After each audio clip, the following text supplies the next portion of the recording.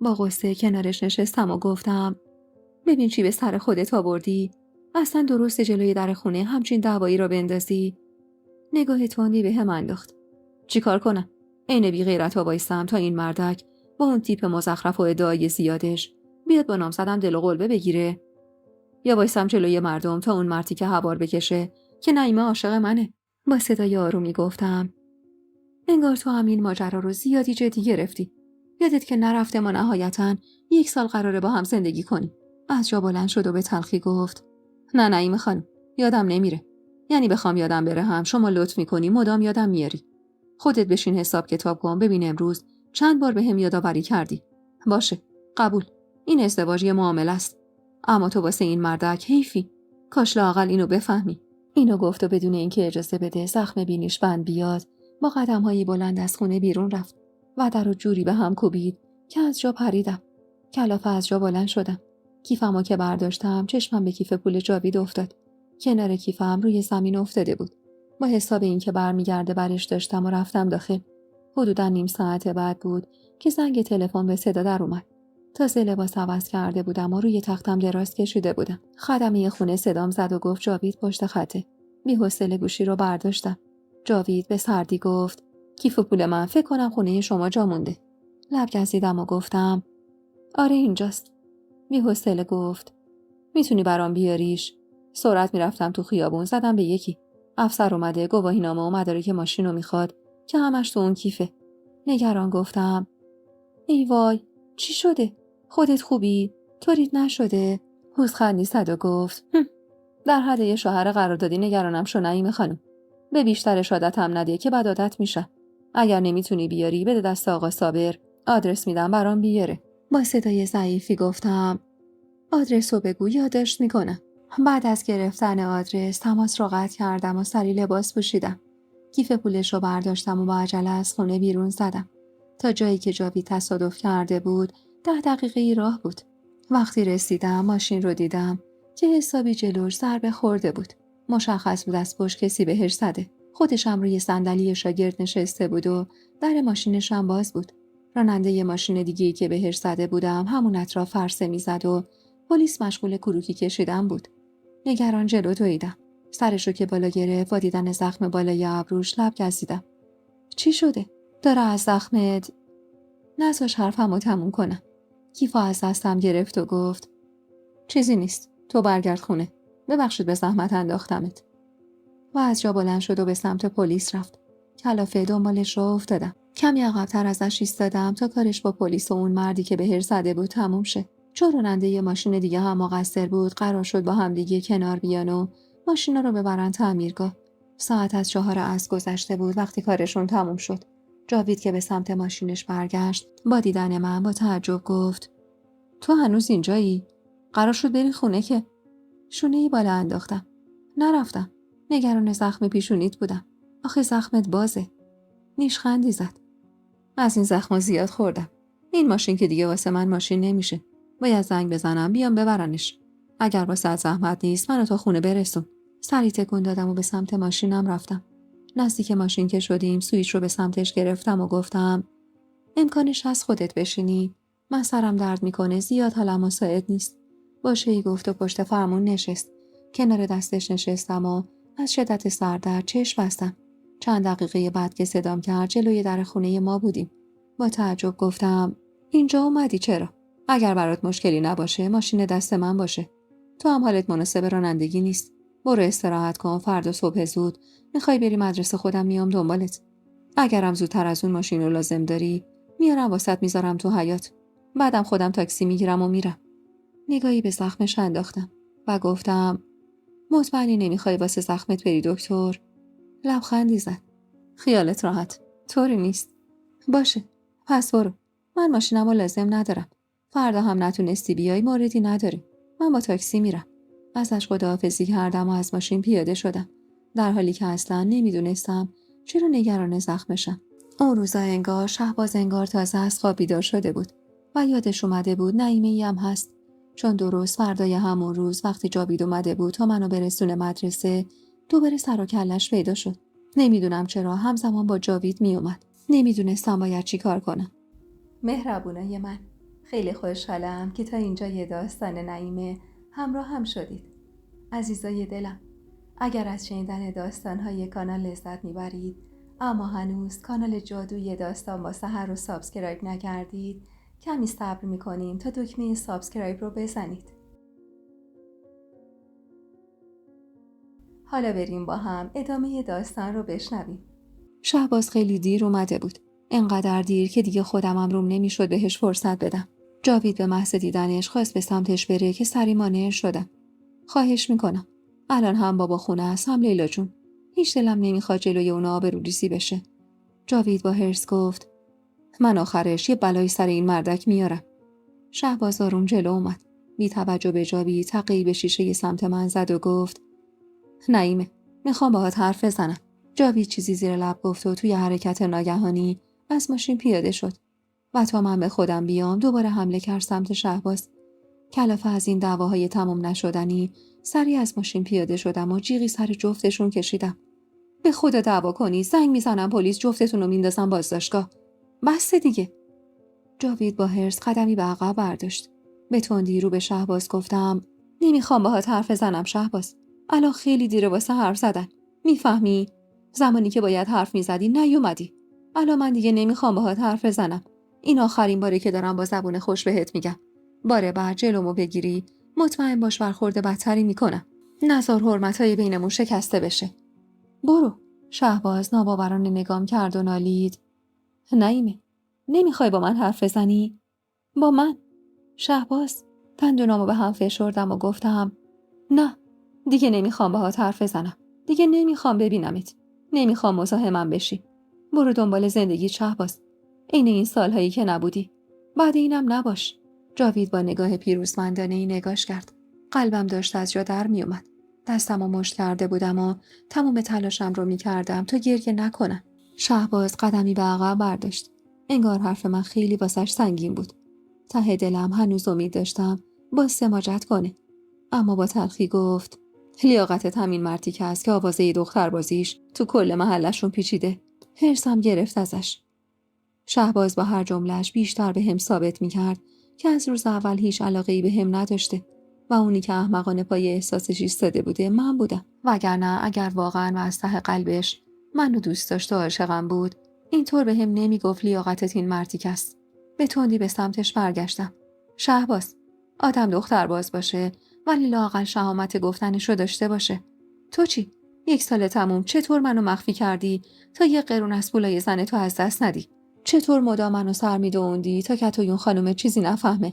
ادعا میکردی دوستم داری اما حتی یه قدم هم واسم بر نمیداشتی. پس لطفاً تو از لیاقت حرف نزن آقای دکتر، چون خیلی خوب ثابت کردی لیاقتت یه زن هر جاییه.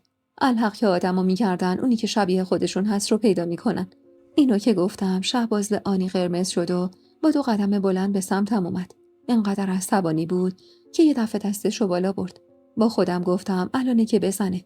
چشم بستم و منتظر ضرب دستش بودم که صدای پرخشم جاوید به گوشم رسید. دستت بهش بخوره اول دستتو قلم میکنم بعد جوری صورتتو میارم پایین که ننت هم نشناستت. چشم که باز کردم جاوید درست جلو ایستاده بود و دست شهباز رو در حالی که مشت شده بود تو هوا گرفته بود. دلم گرم شد بابت حمایتش. محکم شهباز و هل داد عقب و با تهدید گفت گوش کن آقای بظاهر دکتر مملکت. باره بعد سایتو ببینم بلایی سرت میارم که به غلط کردم بیفتی. اینقدرم آشنا دارم که بتونم قد تک تک روزای باقی مونده ی عمرت بندازم زندون. میتونم جوری از روی زمین محوت کنم انگار هیچ وقت وجود نداشتی. فکر نکن به پشتوانه اون عموی نظامیت میتونی هر غلطی دلت خواست بکنی. باورم نمیشد که جاوید حتی درباره عموی شهبازم اطلاعات داشت. شهباز نفس زنان توفی روی زمین انداخت و به سمت ماشینش رفت. تمام تنم میلرزید و اشک کل صورتم رو خیس کرده بود. بیجون روی صندلی ماشین نشستم و سرمو پایین انداختم. جاوید کلافه به سمتم برگشت. خوبی؟ میخوای برام برات آب بیارم؟ بیجون گفتم نه، بیا منو برسون مدرسه. خیلی دیرم شده. در ماشینو بستم و سرمو تکیه دادم به پشتی صندلی.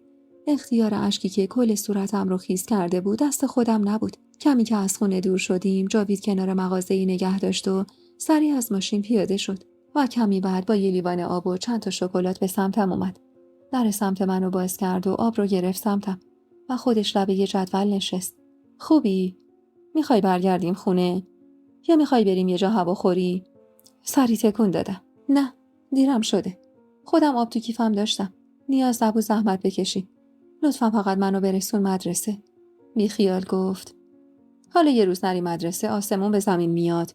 بی خیال بابا. اینقدر سخت نگیر.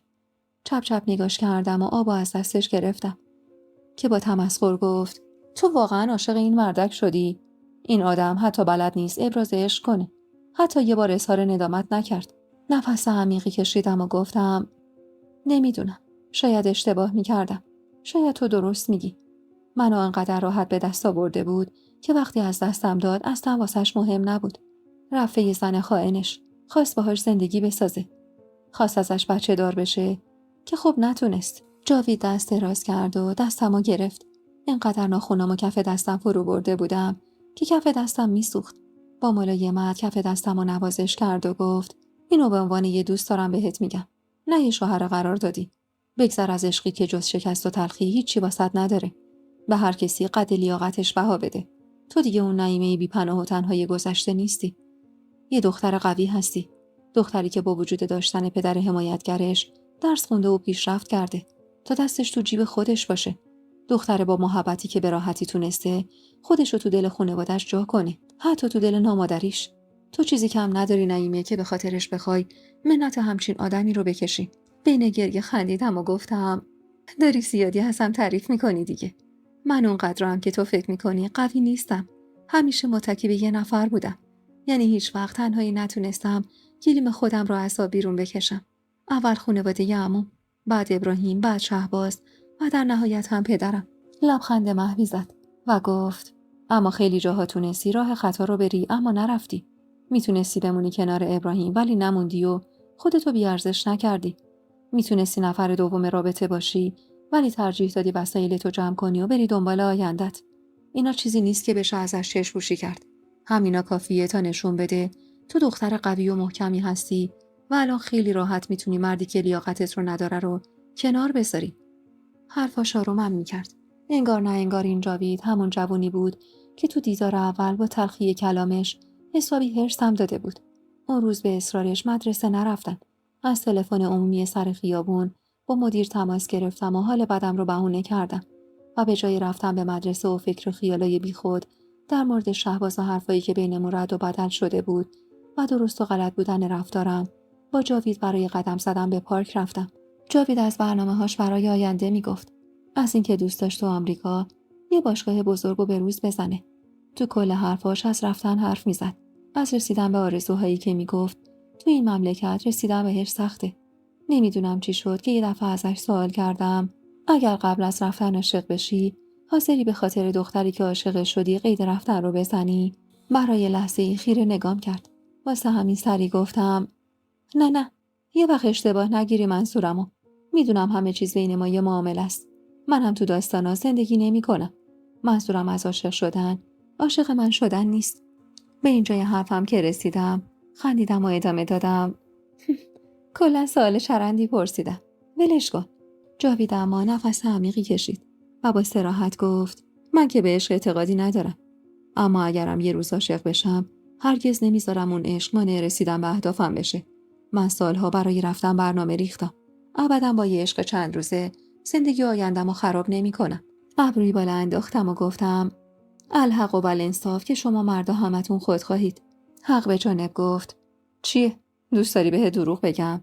واسه حرفای احساسی قلم به سلم ردیف کنم و عین اون مردک گولت بزنم. جلوتر ازش به سمت ماشین رفتم. نه، اتفاقا بیزارم از دروغ شنیدم. حالا اگر موافق باشید برگردیم خونه. چون خیلی خستم.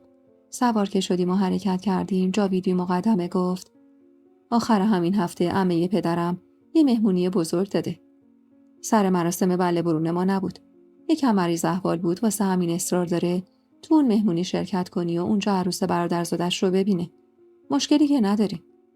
مکسی کردم و گفتم نمیدونم. خودم تنها دعوتم. سری تکون داد. آره. عمه پدرم یکم رفتارای خاص و عجیبی داره. هر کسی ازش خوشش نمیاد. زبونش تنده و خیلی هم رو ازدواجای فامیلی تعصب داره. یکی از دلایلی که تو بله برون ما نیومدم همین بود که اصرار داشت من زن از فامیل بگیرم. واسه همینم مریضیشو بهونه کرد و نیومد. کنجکاو گفتم و با وجود اون همه دختر خوشگل شما چرا به حرفش گوش نکردید؟ حالا عاشق نشدید و کلاً عشق و قبول ندارید، درست؟ بالاخره که باید یه روز ازدواج کنید. همونطور که به مسیر روبروش خیره بود گفت علتش اینه که من اهل ازدواج نیستم. یعنی خودم رو آدمی نمیبینم که بتونم به شریک زندگیم تعهد داشته باشم. حالا شاید خیلی‌ها اینو بد بدونن. ولی خب قرار نیست همه آدم‌ها شبیه به هم باشن که. لااقل من جسارتش رو دارم که اینو بگم و دیگران رو معطل خودم نکنم. واسم عجیب بود حرفاش. همیشه با خودم فکر می‌کردم هر دختر و پسری وقتی به یه سنی میرسن بالاخره باید ازدواج کنن. اما جاوید نظر دیگه‌ای داشت و البته که من مخالف طرز تفکرش بودم. بابا نادر متوجه مزاحمت‌های شهباز شده بود. همون روز وقتی برگشتم خونه با هم صحبت کرد تا اگر نیازی هست تو این موضوع دخالت کنی و شخصا با شهباز صحبت کنی.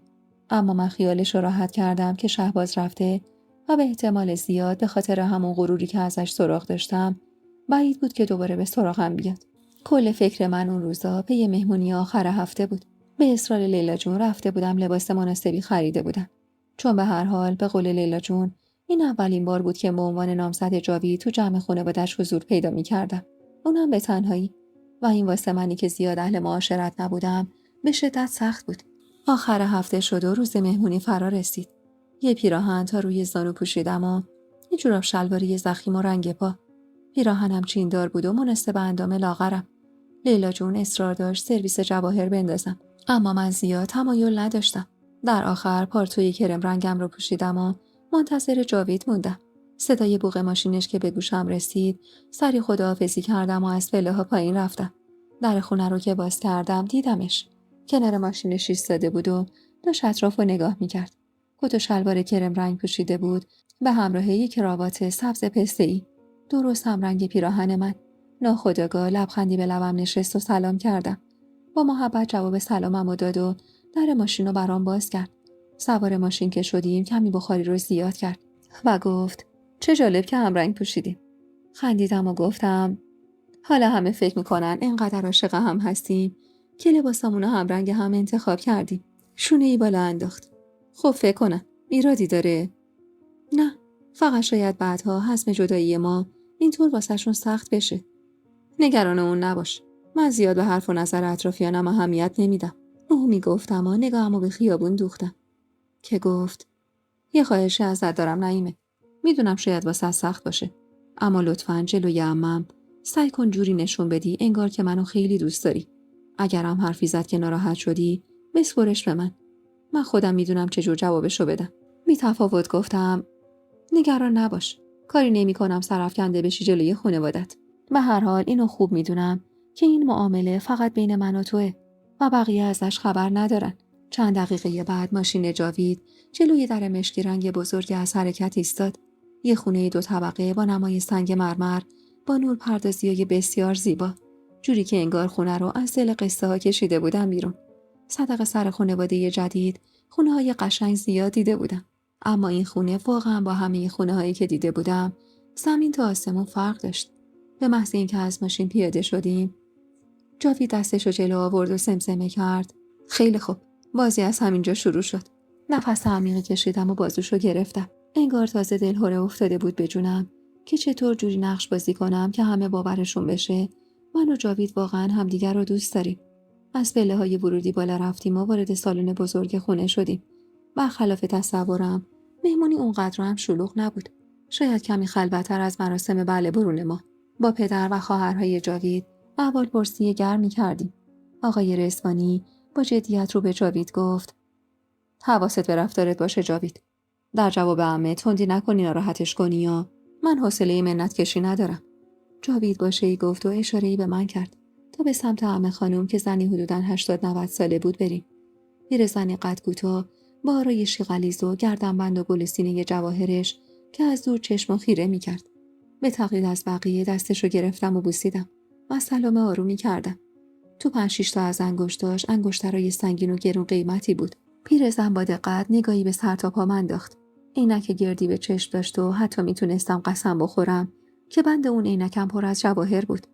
به سختی آب دهنم رو قورت دادم و نزدیک جاوید شدم. جاوید دست دور کمرم حلقه کرد و گفت خوبی عمه تاجی؟ زنم مورد پسندت واقع شد؟ با اکراه نگام کرد. دلهره داشتم. انگار که اون قرار بود منو بپسنده. عمه تاجی نگاهش رو ازم گرفت و رو گفت اینقدر دختر قشنگی نیست که به خاطرش دخترای فامیل رو رد کردی. در واقع انتظار دیدن یه دختر با زیبایی خیره کننده رو داشتم. اما این دختر یه چهره کاملا عادی داره. تا حالا هیچ کس انقدر رک تو رومینو نگفته بود. لب گزیدم و سرمو پایین انداختم. جاوید به یک باره خودش رو به سمتم کشوند و بوسه آرومی به گونم زد. احساس کردم از شدت خجالت سرخ شدم. که جاوید گفت تو چشم من که از کل دخترای دنیا خوشگل‌تره. منم قد جونم دوستش دارم عمه تاجی جون. از صورتم انگار بخار بیرون میزد.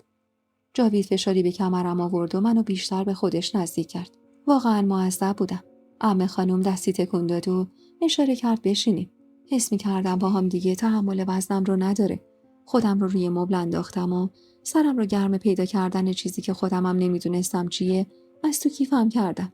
جاوید کنارم نشست و زیر گوشم زمزمه کرد ببخشید، شرایط ایجاب می‌کرد. امیدوارم ناراحتت نکرده باشم. سری تکون دادم و سعی کردم حواسم رو بدم به مهمونی که چند دقیقه بعد جاوید دوباره آروم گفت اشکال نداره چند دقیقه تنهات بذارم. یه کار کوچیک با پسرمون دارم. خیلی زود برمیگردم. لبخندی زورکی زدم. حس می‌کردم نگاه همه به منه. یا لااقل به رفتار من و جاوید. و آروم گفتم نه، برو. فقط لطفاً زود برگرد. همین که رفت عمه خانم با تلخی گفت چقدر سواد داری دختر؟ انگار منتظر رفتن جاوید بود تا سوالاتش رو بپرسه. گفتم من دیپلم دارم عمه جون. به چه زبانهایی مسلطی؟ فرانسوی میدونی؟ موسیقی هم بلدی؟ انگار حرف زدن یادم رفته بود جلوی این زن. آب دهنم و قورت دادم و گفتم انگلیسی بلدم. موسیقی هم خب راستش فرصت نشده. با غرور گفت دخترای فامیل ما همگی علاوه بر انگلیسی به 2 زبان دیگه مسلط هستن. همشون لااقل پیانو زدن رو بلدن. 1000 جور کلاس رفتن تا یه خانم تمام عیار بشن. موندم جاوید عاشق چیه تو شده؟ خیلی تلخ حرف میزد. اینقدر تلخ که اشک به چشمم نشونده بود. نفس عمیقی کشیدم تا ضعف نشون ندم جلوش. که دوباره پرسید سر کارم میری؟ سری تکون دادم. معلم کلاس 4م. چشماش گرد شد. پدرت چه کار است که تو سر کار میری؟ واقعا جوابی برای اون زن خودخواه نداشتم. خیلی بدتر از اون چیزی بود که جاوید بهم گفته بود. چشم خوندم دنبالش. کمی دورتر از ما داشت با مرد جوونی صحبت میکرد. انگار سنگینی نگاهم رو حس کرد که به سمتم برگشت و به محض دیدن صورت در موندم سری جلو اومد. نزدیک شد بی اختیار قطره اشکی روی گونم نشست. جاوید با اخمایی در هم کنارم نشست. دستمو گرفت و خیلی رو گفت عمه جان چی به نام زدم گفتی که اشکشو در آوردی؟ پیرزن مغرور رو ترش کرد. چی بهش گفتم؟ این دختر زیادی لوسه. یه کلام گفتم چقدر سواد داری و چی کاری؟ جاوید این دختر سر کار میره؟ یعنی خانوادش دستشون به دهنشون نمیرسه که دخترشونو فرستادن سر کار؟ تو از چه خانواده ای زن گرفتی؟ 1000 بار نگفتم اگر میخواید از غریبه زن بگیرید لااقل از خانواده ای بگیرید که بتونیم به دیگران معرفیشون کنیم، که سرمونو بالا بگیریم بابت وصلت باهاشون، که فردا روز نوه هامون از زنی پا بگیرن که حداقل در شأن خانوادگیمون باشه. جاوید با عصبانیت گفت عمه خانم، اصالت نامزد من رو چیزای دیگه ای مشخص میکنه. من به شما اجازه نمیدم کوچکترین توهینی به انتخابم بکنید. نعیمه یه دختر قوی و خودساخته است. برخلاف دخترای فامیل دستش تو جیب خودشه، نه جیب پدرش. یادم ایرج خدا بیامرز حرمت مهمونش رو همیشه نگه می‌داشت. حتی اگر اون مهمون دشمن قسم خوردش بود. ولی شما به اینجای حرفش که رسید سری تکون داد و بعد گفت بهتره رو تعریفی که از اصالت دارید تجدید نظر کنید عمه خانم. اینو گفت و دست من رو گرفت و مجبورم کرد بلند شم. عصبانی بود. انقدر عصبانی که انگار من واقعا نامزدش بودم و اون به خاطر بی‌حرمتی به انتخابش عصبانی شده بود. عمه خانم چنانی عصبانی شده بود که صورتش برافروخته بود. هنوز ازش دور نشده بودیم که آقای رضوانی با عجله جلو اومد. چی کار میکنی جاوید؟ نگفتم تندی نکن با این زن. دوباره گند زدی؟ جاوید عصبانی غرید. از من نخواه بشینم و به توهینای عمه پیرت گوش بدم بابا. الانم با نعیمه میرم خونه. زیر لب معذرت خواهی کردم و دنبال جاوید راه افتادم. از نظر خودم نیازی نبود جاوید همچین برخورد تندی نشون بده. مخصوصا که خودش میدونست رابطه بین ما فقط رو کاغذه. پس دلیلی نداشت که برای نامزد قراردادیش یهو انقدر غیرتی بشه. وارد حیاط که شدیم آهسته دستم رو کشیدم و گفتم صبر کن جاوید. کجا میری با این عجله؟ دستمو کندی. کلافه ایستاد و دستمو رها کرد. ببخشید. با ملایمت گفتم لطفاً آروم باش. متوجه نمیشم واسه چی همچین برخورد تندی کردی. خودت قبل از این مهمونی گفتی عمت رفتارای خاصی داره و بهتره در برابرش سکوت کنم. بعد خودت همچین برخوردی کردی. نگام کرد و گفت چی کار میکردم؟ داشتی اشک میریختی. اجازه میدادم خیلی راحت بهت توهین کنه تا اون چند قطره‌اش به گریه تبدیل بشه. نمیفهمیدمش. اصلا دلیلی نداشت واسه یه رابطه یه قرار دادی اینجوری با فامیلش در بیفته. واسه همین با طعنه گفتم اگه نامزد واقعیت بودم حق داشتی بدتر از اینا رو به اون پیرسن بگی. اما یادت نره واسه یه رابطه یه گذرا و قرارداد نیازی نیست انقدر خودتو به درد سر بندازی و با فامیل آشنا در بیفتی. اینا رو گفتم و جلوتر ازش به سمت ماشین رفتم. دنبالم اومد و گفت روزی که تو این قراردادی بودن رو به من یادآوری نکنی عید منه به خدا. خندیدم و گفتم زیادی تو نقشت فرو رفته بودی آقا. خواستم یادت بیارم. سوار ماشین که شدیم رو کرد به هم و گفت حالا چی کار کنیم نعیمه؟ الان ببرمت خونه باید جواب پدرت رو بدم. حوصله گشتن تو خیابون رو هم ندارم. اگه واسط مشکلی نیست چند ساعتی بریم خونه ما. لب گزیدم و گفتم میتونم برم خونه. خودم با نادر صحبت میکنم. مشکلی پیش نمیاد.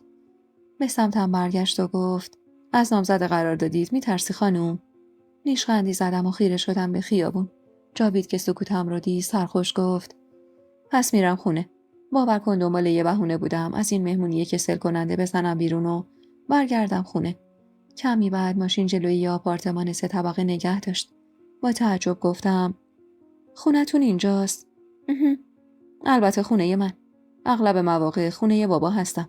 اما اینجا واسه وقتاییه که دوست دارم خلوت خودم رو داشته باشم. کوچیکه. یه خونه مجردی نزدیک باشگاهم. اشاره‌ای به نبش کوچه کرد. باشگاه هم اونجاست. مردونه است وگرنه یه روز دعوتت می‌کردم بیای اونجا رو ببینی. پشت سرش از ماشین پیاده شدم و وارد خونه شدیم. طبقه اول ساختمون بود و حسابی بزرگ و به طرز ساده‌ای دکور شده بود. یه فرش کرم رنگ و یه دست مبل چرم راحتی قهوه‌ای رنگ و یه تلویزیون توی سالن بود. با تعارف جاوید روی مبل نشستم. راستش کمی معذب بودم. اما سعی می‌کردم تو رفتارم نشون ندم. به هر حال فکر نمی‌کردم جاوید که اونقدر دختر دور و برش بود و اون حرفا رو شهباز پشت سرش زده بود همچنین تمایلی به من داشت که بخواد دست از پا خطا کنه. جاوید برای آوردن خوراکی رفته بود و من داشتم اطراف رو نگاه می‌کردم که توجهم به قاب عکس قشنگی که روی دیوار بود جلب شد. یه بیت شعر از مولانا با خطی خوش نوشته شده بود و قاب زیبایی زینت بخش شده بود. ناخودآگاه ایستادم و زیر لب بیت رو خوندم. دنیا همه هیچ و کار دنیا همه هیچ. ای هیچ برای هیچ بر هیچ مپیچ. با صدای جاوید به عقب برگشتم. چطوره؟ با تعجب گفتم نگو که کار خودت نوشتنش. اشاره‌ای کرد بشینم. نه کار من نیست. هدیه یه دوسته. یه دوست قدیمی. با شیطنت گفتم احیانا یه دختر خانوم. درسته؟ خندید و سری تکون داد. از تصور این که دختری انقدر به حریمش نزدیک شده حس عجیبی داشتم. استکان چایو برداشتم و با کنجکاوی گفتم با دخترای زیادی دوست بودی؟ با دقت نگام کرد. حسودی میکنی؟ سری گفتم نه. چه دلیلی داره حسودی کنم به آدمی که هیچ حسی؟ احساس کردم دارم بد حرف میزنم. واسه همین حرفمو قطع کردم. اما جاوید خودش ادامه حرفمو زد. با آدمی که هیچ حسی بهش نداری. درسته؟ به پشتی مبل تکیه داد و همونطور که با دقت نگام میکرد ادامه داد. ممکنه بعد از تموم شدن این محرمیت یا به قول خودت این قرارداد برگردی پیش اون مردک بی همه چیز. دلخور گفتم نیازی نیست توهین کنی. بی خیال گفت من هر جور بخوام در موردش حرف میزنم. تو بهتره تکلیفت رو با خودت و احساست روشن کنی. اگر واقعا بعدها میخوای برگردی پیشش پس اگر دوست داری یعنی اگر واقعا دوستش داری از همین الان بهش بگو این رابطه یه معامله است. نمیدونم. هر جور که خودت صلاح میدونی بهش بفهمون. یا نه، میتونی بهش نگی. شاید اینجوری برای به دست آوردن دست و پا بزنه و بعدها که به دستت آورد قدرت رو بدونه. گفتم نمیخوام باهاش رابطه ای داشته باشم. شهباز یه بار فرصت داشت. متاسفانه اما فرصتش رو از دست داد. شاید اون موقع من قد و اندازه اون نبودم. شاید منو لایق خودش نمیدونست که تلاش نکرد برای موندنم. منکر علاقم نمیشم. من نزدیک به 1 سال با اون مرد زندگی کردم. یه جورایی اولین تجربه جدی زندگیم بود. من انقدر بی‌مهری دیده بودم که خیلی زود وابسته شدم. وابستگی که ترکش برام خیلی سخت بود. حتی هنوزم حسی ته قلبم بهش دارم. اما به حرفای تو خیلی فکر کردم. تو راست میگی. اگه مردی دختری رو بخواد برای به دست آوردنش به هر دری میزنه. عین حامد برادر خودم که برای به دست آوردن دختر مورد علاقش روزها و ماهاست با خانواده در جنگه. نفس عمیقی کشیدم و با لبخند تلخی ادامه دادم. نمیدونم. شاید من ارزش جنگیدن نداشتم که مردای زندگیم به راحتی ترکم کردن. نگام کرد و گفت مرد ندیدی نعیم خانم. مرد ندیدی که به یه بچه 18 ساله که نمیتونسته دماغشو بالا بکشه میگفتی مرد و امید داشتی از سختی‌ها نجاتت بده. مرد ندیده بودی که خیال میکردی یه مرد خائن 2 زنه که حتی نمیتونسته از اموال زنش بگذره میتونه تو رو نجات بده. هیچ عیبی هم نداره. آدمیزاد تو زندگیش تا اشتباه نکنه که درس نمیگیره. تو هم هنوز سنی نداری. فرصتای خیلی زیادی برات پیش میاد. حرفاش امیدبخش بود. پر از ارزش. اصلا هر بار باهاش حرف میزدم احساس خوبی بهم دست میداد. انگار که من آدم مهم و با ارزشی بودم. حرفامون کشیده شد به روابط قدیمی جاوید. به گفته خودش دخترای زیادی باهاش دوست بودن که همش واسه سرگرمی و وقت گذروندن بودن. میگفت خود اون دخترها هم میدونستن که من آدم ازدواج کردن نیستم و هر دو فقط برای تفریح با هم دوست میشدن. برام جالب بود بعد از اون همه روابط متعدد چطور هیچ وقت عاشق نشده. مگه میشد در برابر اون همه دختر اینطور مقاومت کرد؟ جاوید خودش به تمسخر میگفت من چشم و دل سیرم. این اون آقای دکتر نیستم که دست رد به سینه هیچ دختری نزده. البته که تا جایی که من میدونستم شهباز به جز کتایون و من هیچ زنی یا دختری تو زندگیش نبود. ولی خب نیازی نبود اینو به جاوید ثابت کنم. ساعت نزدیکای 10 شب بود که جاوید برای خرید غذا چند دقیقه‌ای تنهام گذاشت. سعی کردم به حس کنجکاوی خودم غلبه کنم و بی اجازه به اتاقای خونش سرک نکشم. اما تازه چند دقیقه از رفتنش گذشته بود که زنگ خونه به صدا در اومد. کنجکاو از جا بلند شدم. با خودم گفتم حتما خودشه.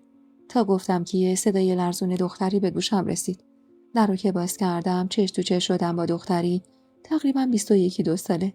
با اندامی لاغر و لباسی کوتاه و بدن نما. چشماش سرخ شده بود از گریه و با چنان کینه‌ای نگام می‌کرد انگار حقی طلب داشت ازم. با تعجب گفتم شما کی هستید؟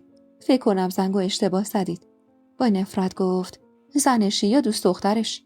ابروی بالا انداختم و خواستم جوابشو بدم که صدایی به گوشم رسید. صدای قدم‌های جاوید بود. با اخمایی در هم جلو اومد. میترا، تو اینجا چی کار میکنی؟ دختر جوون که حالا فهمیده بودم اسمش میتراست به سمت جاوید برگشت و زد زیر گریه. اشاره‌ای به من کرد و گفت به خاطر این با من به هم زدی؟ به خاطر این دختر که هیچ جوره از من سر نیست؟ واقعا کلافه شده بودم. دومین نفری بود که اون شب داشت منو بر حسب ظاهرم قضاوت میکرد و اینطور حرفارم میکرد. جاوید با عصبانیت گفت برو رد کارت میترا. نعیم زن منه. یه کلمه دیگه در موردش بشنوم جور دیگه ای برخورد میکنم. دلم به حال دختر بیچاره سوخت. جوری گریه میکرد انگار عزیزش مرده بود. با التماس بازوی جاویدو گرفت. خواهش میکنم جاوید، من دوستت دارم. اینقدر دوستت دارم که حتی اگه بخوای سایه این زن رو هم تو زندگی تحمل میکنم. تو هم همینقدر منو دوست داری. یادت رفته چه خاطرات قشنگی با هم داشتیم؟ سفر شما رو یادت رفته؟ چقدر جلوی خانواده‌ام ایستادم به خاطرت؟ جاوید که معلوم بود حسابی از کوره در رفته دست دخترک رو پس زد و به سمت من اومد. دلم نمیخواست حتی یه دقیقه دیگه همونجا بمونم. جاوید که دست دور کمرم انداخت با اکراه خودم را عقب کشیدم و وارد خونه شدم. هرگز دلم نمیخواست به خاطر حضور من اون دختر عذاب بکشه. اونم وقتی اونطور از صمیمیت و علاقه بینشون میگفت. بحثشون چند دقیقه طول کشید. منم پالتومو تنم کردم و کیفمو برداشته بودم تا به محض رفتن اون دختر برگردم خونه. در خونه که بسته شد جاوید با دیدن من با تعجب گفت شام گرفتم. چرا لباس پوشیدی؟ با اخمایی در هم گفتم ممنون. میلی به شام خوردن ندارم. زودتر برم بهتره. بابت اومدن این دختر ناراحت شدی؟ به تندی گفتم اومدن اون دختر منو ناراحت نکرد. رفتار تو باهاش منو ناراحت کرد. گفته بودی یه سری روابط دوستانه داشتی که با میل دو طرف یه روز شروع شده و یه روز هم تموم شده. اما به این دختر اصلا نمیومد که با میل خودش چیزی رو تموم کرده باشه. پاکت غذا رو روی میز گذاشت و بی خیال گفت حالا تو از چی ناراحتی؟ لازمه بهت یادآوری کنم که این رابطه یه قرار داده. دندونامو به هم فشردم. از دست خودم عصبانی بودم که بابت همچین موضوعی عکس‌العمل تندی نشون داده بودم. اصلا به من ربطی نداشت. حتی اگر اون دختر میومد داخل و رابطه نزدیکتری با جاوید داشت، بازم به من ربطی نداشت که بخوام اینطور ناراحت بشم. صدایی تو سرم گفت خاک بر سرت نعیمه.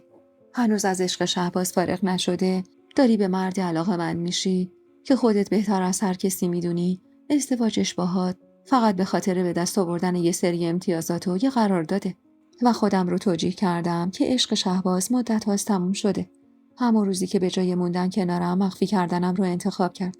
همون روزی که ازم خواست برم شمال پیش عمش تا پا از آسیا بیفته. یا شاید همون روزی که صدای شکستن قلبم رو شنیدم و وسایل رو جمع کردم و راهی مسیر نامعلومی شدم. کلافه برگشتم سر جام و با صدای ضعیفی گفتم حق با توه. من یکم تند رفتم. ببخشید. تو سکوت مشغول خوردن شام شدیم. فکرم حسابی درگیر بود. تکلیفم با خودم و زندگیم اصلا معلوم نبود انگار. بعد از شام از جاوید خواستم منو به خونه برسونه. با خودم گفتم علت این احساس نصف نیمه زیاد دیدن جاوید تو این چند روزه. و قطعا اگر مدتی نبینمش این احساسات گذرا هم از بین میره. جلوی در خونه که رسیدیم بعد از کلی دست کردن گفتم خیلی ممنون بابت همه چیز. میخواستم اگر میشه ازت خواهش کنم مدتی همدیگر رو نبینیم. با تعجب گفت چرا؟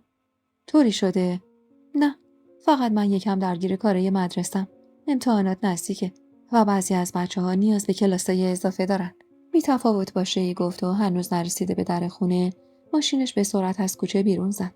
احساس کردم نیاز به کمی زمان دارم تا فکر کنم و تکلیفم رو لااقل با خودم روشن کنم.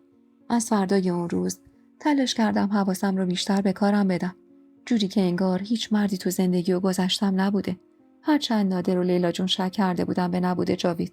اما من واسه این که حساسشون نکنم بهشون گفته بودم جاوید درگیر کارای فروش لوازم باشگاه و یه سری کارای دیگه است. و هر روز بعد از مدرسه نیم ساعتی همدیگر رو میبینیم. یادم چند روزی از اون مهمونی گذشته بود و من هرچند تلاش میکردم به جاوید فکر نکنم اما به خودم نمیتونستم دروغ بگم که هر از گاهی دلم واسش تنگ میشد. خصوصا که جاوید به شدت زبون باز و پرحرف بود و تو این مورد درست نقطه مقابل من بود. یه روز که به قصد پیاده روی زودتر از خونه بیرون زده بودم و ماشینم رو روز قبل حامد برده بود تعمیرگاه واسه تعمیر و اون روز ماشین نداشتم. یهو با شهباز روبرو شدم. اخماش حسابی در هم بود و انگار طلبکار بود ازم. یاد همون مدت زمان کوتاه محرمیت افتادم. چندین و چند بار بی دلیل بهم شک کرده بود و من چه ساده لوحانه تلاش می‌کردم تا اعتمادش رو جلب کنم. خواستم از کنارش رد بشم که صدام کرد و افتاد دنبالم. نعیمه، باید باهات حرف بزنم. خیلی مهمه. ایستادم و به سمتش برگشتم. بگو شهباز، میشنوم. نگاهی به اطراف انداخت و گفت اینجا وسط کوچه. عین خودش اخمامو کردم تو هم. آره، همینجا وسط کوچه. بگو که من عجله دارم، باید برم سر کار. کمی این پا اون پا کرد و بالاخره گفت من در مورد این مردکی که باهاشی تحقیق کردم. از خیلی سوال پرسیدم. این مرد اصلا مناسب تو نیست نعیمه. اصلا گذشته جالبی نداشته. نفس عمیقی کشیدم و با عصبانیت گفتم کی از تو خواسته در مورد نامزد من تحقیق کنی؟ فکر کردی من بی خانواده‌ام؟ بابای من به حد کافی تحقیق کرده. تو هم بهتره بری به فکر خودت باشی. نیاز نیست به فکر من آیندم باشی. اینو گفتم و ازش فاصله گرفتم. اما باز دنبالم اومد. و همونطور با ملایمت گفت نعیمه جان، لازم نیست به خاطر لش کردم با من خودتو تو درد سر بندازی. من که میدونم تو هنوز منو دوست داری. زیبا خانم همه چیزو به هم گفته. میدونم تو معذوریت این محرمیت رو قبول کردی. پس لطفاً بیا تا با هم همه چیزو از نو بسازیم. دندونامو به هم فشردم و به سمتش برگشتم. چیو از نو بسازیم؟ فکر نمی‌کنی یکم برای ساختن از نو دیر شده آقای دکتر صابری. چیه؟ چشمت به مال و منال و خونه و زندگی پدرم افتاده؟ فکر کردی خبریه؟ تا دیروز با ثروت بابای کتایون پوز میدادی. حالا نوبت ثروت پدر منه؟ اصلا میدونی چیه شهباز؟ هرچی میگذره و هرچی بیشتر بهت فکر میکنم بیشتر خوشحال میشم بابت تصمیم 6 سال قبلم. تو حتی از ابراهیمم بی‌عرضه تر بودی. اون لااقل تونست جلوی دیگرون قدلم کنه و منو بخواد. اما تو جسارت همینم نداشتی. جسارت یه پسر 18 ساله رو هم نداشتی. بعد این همه سال برگشتی چیو بهم ثابت کنی؟ اصلا چرا قبل نامزد کردنم نیومدی؟ چرا اینقدر بی‌عرضه بودی که به جای جلو اومدم وقتی فهمیدی دارم نامزد میکنم نشستی به گریه کردن؟ تو اگر دلت میخواست دوباره به هم وصل بشیم و از نو بسازیم هرگز اینجور عقب نشینی نمی‌کردی و بزدلی به خرج نمی‌دادی. چشماش یهو گرد شد و گفت کی؟ من گریه کردم؟ این مزخرفاتو کی بهت گفته؟ من اصلا نمیدونستم تو کی نامزد کردی. بود زده گفتم اما زیبا جون گفت همون شبی که برای بله برونم دعوتش کرده بودم. گفت شهباز پشیمونه. وقتی فهمیده داری نامزد میکنی گریه کرده. با حرص خندید و دستی به موهاش کشید. حرف مفت. هرچی گفته واسه خودش گفته. من اصلا اون شب خبر نداشتم. شیفت بودم. بیمارستان بودم. وقتی برگشتم بهم گفت. اون بهم گفت تو کل شب گریه کردی و به اصرار پدرت بله گفتی. آخ که اگر دستم به زیبا جون میرسید. با حرفاش تو شب بله برون چقدر منو عذاب داده بود. من احمقو بگو که خیال میکردم واقعا شهباز دوستم داشته و به خاطر من گریه کرده. از دست زیبا جون به شدت عصبانی بودم. هرچند میدونستم به زعم خودش داشته کمک میکرده به وصال دوباره ما که البته خودم هم مقصر بودم. اونقدر از عشقم نسبت به شهباز بهش گفته بودم که پیرزن بیچاره فکر کرده بود از این طریق میتونه به رسیدن ما دوتا به هم کمک کنه. یه جورایی میخواسته به من احمق کمک کنه. افکارمو پس زدم و نفس عمیقی کشیدم و رو به شهباز گفتم دروغ گفته. همونطور که در مورد تو به من دروغ گفته. با این حساب دیگه حرفی بین ما نمیمونه. تو هم برو دنبال زندگیت. و قدم‌هامو تندتر کردم. شهباز اما با عجله خودش رو به هم رسوند و بازومو گرفت و منو به سمت خودش برگردون. نعیمه، واسط مهم نیست این پسر قد موهای سرش رابطه‌های متعدد داشته؟ واقعا میخوای با همچین کسی ازدواج کنی؟ حیف تو نیست؟ با طعنه گفتم وقتی میخواستم محرم تو بشم زن داشتی. جاوید هرچی که هست لااقل تکلیفش با خودش و احساسش روشنه. نمیاد یکی رو بندازه تو آب نمک خودش به چرخ دنبال یه لقمه چرب و نرمتر. هرچی بوده برای گذشتش بوده. با تأسف سری تکون داد. داری حماقت میکنی نعیمه. ما میتونیم دوباره از نو همه چیزو شروع کنیم. هیچ کسی قد من تو رو نمیشناسه. خودت هم خوب میدونی هنوز منو دوست داری. هنوز نسبت به من احساس داری. ما میتونیم زندگی خوبی کنار هم داشته باشیم. آخ که وقتی میگفت تو منو دوست داری دیوونه میشدم از حرص. یه دفعه ایستادم و با جدیت گفتم یه روزی انقدر احمق و ساده بودم که خیال میکردم عاشقتم. اما الان دیگه نه. اون موقع بی کس و بی پناه بودم. عقل نداشتم که اگر داشتم آوار نمیشدم رو زندگی یه زن دیگه. اگر عقل داشتم وقتی میدونستم تو نمیتونی دل بکنی از ثروت کتایون وابستت نمیشدم. بچه بودم. محبت ندیده بودم. با هر لبخندی دنیام عوض میشد. اما اون نعیمه ضعیف و بیچاره‌ای که عقده توجه و محبت داشت مرد شهباز. تموم شد. من دیگه نه اونقدر بچم که با یه لبخند و دوست دارم خام بشم، نه اونقدر بیکس و تنهام که از سر تنهایی بخوام به هر کس و ناکسی پناه ببرم. برو شهباز. برو همونطور که این 6 سال نبودی بعد اینم نباش. کلافه گفت اما اونی که 6 سال قبل رفت تو بودی نعیمه. تو بودی که واسه عشقی که ازش دم میزدی صبر نکردی. پوزخندی زدم و گفتم تو کم آشنا نداشتی تو دم و دستگاه دولتی و دربار. خیلی راحت میتونستی پیدام کنی. همونطور که ابراهیمو پیدا کردید. همونطور که اسد رو از زیر سنگ پیدا کردید. من اگر رفتم به خاطر روشن نبودن تکلیف زندگیم رفتم. واسه اینکه نفر دوم نباشم. ولی تو هم دنبالم نیومدی چون ارزشی برام قائل نبودی. چون منو خیلی راحت به دست آورده بودی و با از دست دادنم چیزی تو زندگی عوض نمیشد. اشک کل صورتم رو خیس کرده بود. بیشتر قصه‌ام به خاطر این بود که فهمیده بودم کل اون سالها واسه یه عشق پوشالی قصه می‌خوردم. واسه مردی که فقط به یه منفعت خودش بود. ولی تو اون دوران من به خاطر سن کم و بی تجربه بودنم خیال می‌کردم واقعا عاشقمه. هر بار به هم شک می‌کرد و منو با کتایون مقایسه می‌کرد، خیال می‌کردم از سر دوست داشتنه. اما وقتی خوب فکر می‌کردم شهباز هیچ وقت اونجوری که من بی‌تابش بودم بهم علاقه نداشت. فقط هر زمان از لحاظ عاطفی کم می‌آورد میومد سراغ من. ازش که فاصله گرفتم دیگه دنبالم نیومد. درست حد زده بودم. شهباز اونقدری دوستم نداشت که برای داشتنم بجنگه. بعد از اون ماجرا دیگه حتی به دیدن زیبا جونم نرفتم. بی نهایت ازش ناراحت بودم بابت دروغایی که گفته بود و تلاش بیهوده‌ای که برای دوباره ساختن اون رابطه کرده بود. یا حداقل تو اون شب این کارو کرده بود. میتونست زودتر از اینا این کارو انجام بده. نه تو اون شبی که میدونست من دیگه راه به جایی ندارم. از زیبا جون با اون همه تجربه بعید بود همچین رفتاری. چند باری تماس گرفته بود و هر بار به بهونه سرگرم کار بودن و پیگیر خرید جهیزیه بودن بهش گفته بودم زیاد فرصت صحبت ندارم و نمیرسم بهش سر بزنم. میدونستم شهباز بهش میگه که دستش رو شده. واسه همین نمیخواستم باهاش بحث کنم. به هر حال سنی ازش گذشته بود و نون و نمکش رو خورده بودم و ابدا نمیخواستم بابت موضوعی که تموم شده خدای نکرده بهش حرفی بزنم که باعث دلخوریش بشه. آبان ماه که به نیمه رسید اصرار پدر جاوید برای عقد دائم ما بیشتر شد. سرمون گرم خرید جهاز برای خونه‌ای بود که هر دومون خوب میدونستیم قرار نیست توش زندگی کنیم. اما خب جلوی خانواده هامون باید نقش بازی میکردیم. این وسط جاویدم مشغول کارای رفتنش بود.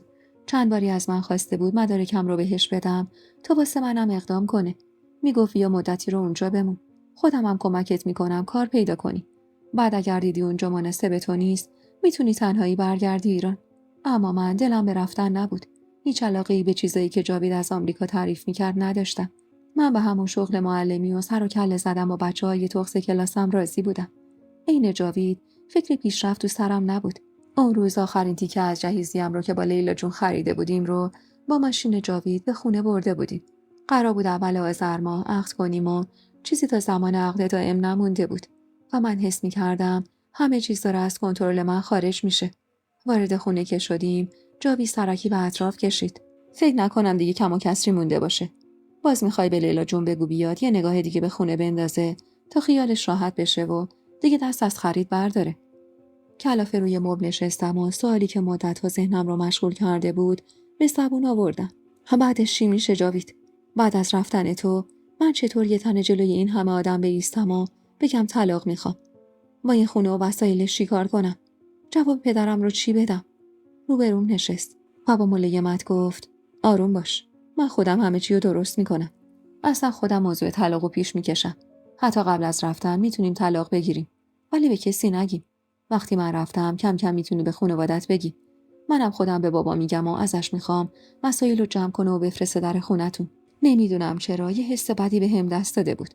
خوب که فکر میکردم تو اون معامله من هیچ بردی نمیکردم. مخصوصا که دیگه تصمیممو گرفته بودم و ابدا قصد ازدواج نداشتم و شناسنامه سفیدمم دیگه هیچ اهمیتی واسم نداشت. جاوید که حال بد منو دید نزدیکم شد. با من بیا نعیمه. باور کن آمریکا خیلی بهتر از اینجاست. جای پیشرفت داره. لبخند تلخی زدم و گفتم واسه منی که یه عمر دور از خانواده‌ام بودم دوری خیلی سخته. من این تو فکر نمی کنم جاوید. من از زندگی که اینجا دارم راضیم. اینقدر این مدت زندگیم دستخوش تغییر شده که باور کن دیگه توان ساختن یه زندگی جدید اونم هزاران کیلومتر دورتر از اینجا رو ندارم. من خستم از ماجراهای جدید. خسته جاوید. کلافه چنگی به موهاش زد. خب چی کار کنم برات؟ گفتم اگه قراره بری برو. قبل از مراسم عقد. نمیشه نعیمه. باور کن خودمم دلم نمیخواد از خودم یه استو شناسنامت بذارم و برم. اما پدرم سرمایه شروع کارم رو قراره به عنوان کادوی عقد بهم بده. من واقعا متاسفم که تو رو به درد سر انداختم. اما حس میکنم پدرم شک کرده به رابطه بین ما. چند باری منو سوال جواب کرده. منم به دروغ بهش گفتم همدیگر رو تو خونه مجردی من میبینیم. آهی از ته دل کشیدم و کمی خودم رو جمع و جور کردم. باشه. نمیخوام وسط راه رفیقی نیمه راه بشن. فقط امیدوارم این ماجرا بدون درد سر حل بشه. خیره شد به نیم رخم و گفت مطمئنی نمیخوای بیای؟ حتی اگر بهت قول بدم تا هر زمان که دلت میخواد حمایتت میکنم. سری به طرف این تکون دادم و از جا بلند شدم و با قاطعیت گفتم نه، مطمئنم که نمیخوام بیام. از زندگی اینجام کاملا راضیم.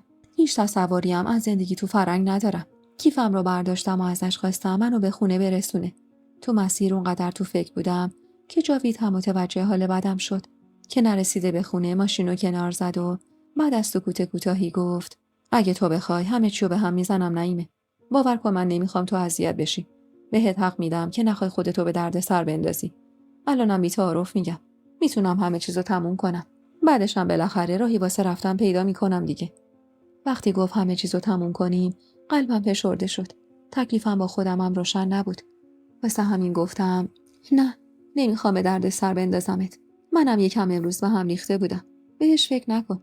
دستمو کوتاه گرفت و فشار داد. نمیذارم تو این مسیر اذیت بشی. خودم همه چیزو درست میکنم. میگفت درست میکنم. اما وقتی داشت از ایران میرفت، چطور میخواست درست کنه؟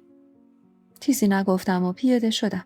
از فردای اون روز با اصرارهای لیلا جون و عمه جاوید خرید مراسم عقد رو شروع کردیم. از حلقه گرفته تا لباس عقد و هماهنگی سفره عقد و انتخاب یه رستوران واسه تهیه شام و کیک و هزار جور خرید ریز و درشت دیگه.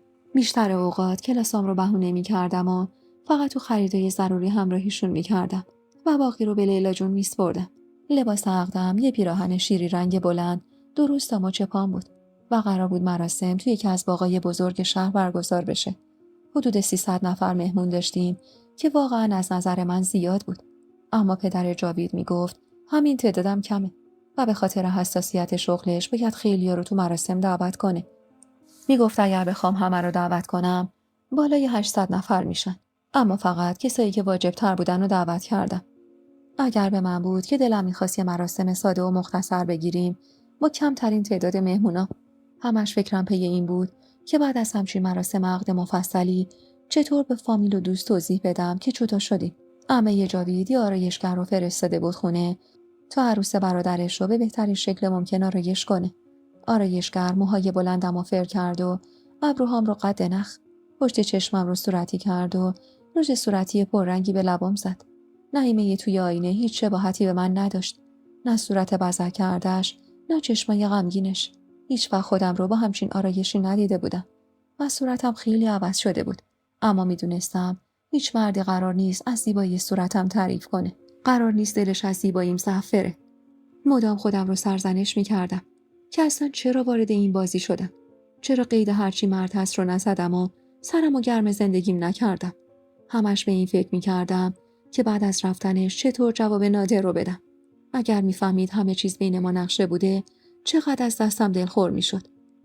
اصلا یه شناسنامه سفید ارزش دلخور شدنه. پدرم رو داشت. اصلا به درک شناسنامه‌ام سفید بود. اون موقع ها که من جز شهباز به کسی دیگه ای فکر نمی کردم. پس قرار نبود اگر میخواستم ازدواج کنم با کسی غیر از اون باشه. پس چرا خودم رو وارد همچین معامله‌ای کرده بودم که هیچ سودی واسم نداشت. جاوید قرار بود بیاد خونه خودمون دنبالم. از شدت دلهوره کل تنم یخ کرده بود. وقتی حامد در اتاقمو زد و گفت جاوید اومده و منتظر منه، حس کردم ضربان قلبم به آخرین حد خودش رسیده. دست گل صورتی سفیدم رو برداشتم و نفس عمیقی کشیدم. شنل سفید رنگی که برای مراسم خریده بودم رو تنم کردم و از اتاق بیرون رفتم. پسرا با دیدنم دست و سود زدن. حامد و حسام که با محبت تر بودن بغلم کردن و پیشونیمو بوسیدن. و سعید با لبخندی آروم خجالت زده دستم رو گرفت و بهم تبریک گفت. حامد دست دور کمرم انداخت و سوت بلندی کشید و گفت ما نخوایم خواهرمون رو شوهر بدیم، کی رو باید ببینیم؟ این آقای داماد کجاست؟ من حساب کارو دستش بدم. با سر و صدای پسرا جاوید به سمتمون اومد. مثل همیشه یک کت و شلوار کرم رنگ روشن با یک کراوات قهوه‌ای شکلاتی پوشیده بود. موهاش رو به طرز قشنگی اصلاح کرده بود و بوی عطرش کل خونه رو گرفته بود. با دیدنش اشک تو چشمم حلقه زد. دستمو مشت کردم تا جلوی ریختنش لب رو بگیرم. دلم پر از غصه بود. همش داشتم به این فکر می‌کردم که من چی کم داشتم که هیچ مردی منو نمی‌خواست. اون از ابراهیم، بعد شهباز و حالا جاوید. همشون چیزای دیگه‌ای رو به من ترجیح داده بودن. حامد منو به خودش نزدیک کرد و با جدیت گفت: آقای داماد، حواستو خوب جمع کن. خواهر یکی دونه ما 3 تا داداش داره. یکی از یکی غیرتی تر. اشک به چشمش بیاد، عواقب سنگینی واسه داره. جاوید با لبخند گرمی نزدیک شد. استاد بود تو نقش بازی کردن. دست سردم رو گرفت و جلوی همه بوسه‌ای به پشت دستم زد. و بعد سرش رو بالا گرفت و با محبت نگام کرد و گفت: مگه میشه اشک به چشم کسی بیارم که قد جونم میخوامش. لبامو به هم فشردم و سرمو پایین انداختم. یه جوری نقش بازی می‌کرد و حرف می‌زد. انگار نه انگار تک تک کلماتش دروغ بود. با خودم گفتم از پسری که قد موهای سرش دوست دختر داشته چه انتظاری داری نعیمه؟ حتما تاثیر همون روابطه که انقدر راحت میتونه دروغ بگه و نقش بازی کنه. دستمو گرفت. حام سفارشای آخر رو کرد و جلوتر از ما برای رسیدن به تالار از خونه بیرون زدن. تنها که شدیم با لبخند تلخی گفتم باید اینو بهت بگم که بازیگر خیلی خوبی هستی. نگام کرد و گفت چطور؟ نگاهم را ازش گرفتم. هیچی. یه جوری حرف میزدی که اگر نمیدونستم ابراز علاقه دروغه باورم میشد. لبخندی زد و جوابمو نداد. و دستمو گرفت و منو به سمت حیاط برد. بین راه خسته از سکوت ماشین گفتم کارای رفتن جور شد. سری تکون داد. آره، همه چیز واسه رفتن آماده است. بلیطم رو هم واسه نیمه دیماه گرفتم. تا اون موقع یه سری کار دیگه هم دارم که باید انجام بدم. مشغول ور رفتن با دست گل تو دستم شدم و گفتم تا اون موقع همچنان باید نقش بازی کنیم یا بعد از نقد و گرفتن اون هدیه از پدرت همه چیزو به هم میزنی. نیم نگاهی به هم انداخت و گفت این نقش بازی کردن اذیتت میکنه؟ جوابی براش نداشتم و چون سکوت کردم دوباره گفت قطعا نمیتونیم یه دفعه همه چیزو به هم بزنیم. من مزاحم زندگیت نمیشم تو این مدت. فقط شاید چند دیدار اجباری با هم داشته باشیم واسه حفظ ظاهر. بازم میگم هر زمان نظرت عوض بشه میتونم کمکت کنم واسه رفتن به آمریکا. سری تکون دادم و ازش تشکر کردم و دوباره سکوت برقرار شد. اما لحظاتی بعد جاوید نگاهی به سمتم انداخت و گلویی صاف کرد و گفت نعیمه. به سمتش برگشتم. لبخندی به پهنای صورت زد و مهربون گفت خیلی خوشگل شدی. اینو دیگه واقعا از ته دلم میگم. لب گزیدم و بدون اینکه جوابش رو بدم خیره شدم به سیاهی شب. سیاهی شبی که 2 روز شبیه بخت من بود. و دیگه تا رسیدم به تالار حرفی نزدم. نادر و پدر جاوید سنگ تموم گذاشته بودن. یه مراسم عقد مفصل. جوری که روی هیچ چیزی نمیتونستم عیب بذارم. با همراهی جاوید روی مبل نشستم و خیره شدم به سفره عقد مجللی که انداخته بودن. کسی به هم نزدیک شد و قرآنی به دستم داد. 2 نفر بالای سرمون پارچه حریر سفید رنگی رو گرفتن و یه نفر مشغول سابیدن قند شد. و تا به خودم بیام عاقد شروع کرد به خوندن خطبه عقد. دلهره و خشم کل وجودم رو گرفته بود. دلم میخواست از سر اون سفره کسایی بلند شم و برگردم خونه. اصلا به من چه که جاوید برای رفتن به کشور آرزوهاش نیاز به پول پدرش و ازدواج کردن با من داشت. این وسط چی به من میرسید جز یه شکست دیگه تو زندگی. دستمو مشت کردم و خیره شدم به کتاب تو دستم. دختری با صدای لوندی عروس رو برای گل چیدن و گلاب آوردن فرستاد و بعد از 3مین باری که عاقد خطبه رو خوند سکوت عجیبی کل تالار رو گرفت. حالا همه منتظر جواب بله من بودن. سکوتم که طولانی شد جاوید نگران به هم نزدیک شد و ملتمسانه گفت نعیمه چی شد؟ حالت خوبه؟ دوستای عزیز و مهربونم، یک دنیا ممنونم که تا پایان این قسمت همراه هم بودید و خوشحال میشم اگه نظراتتون رو در مورد این قسمت توی کامنت ها با ما به اشتراک بذارید.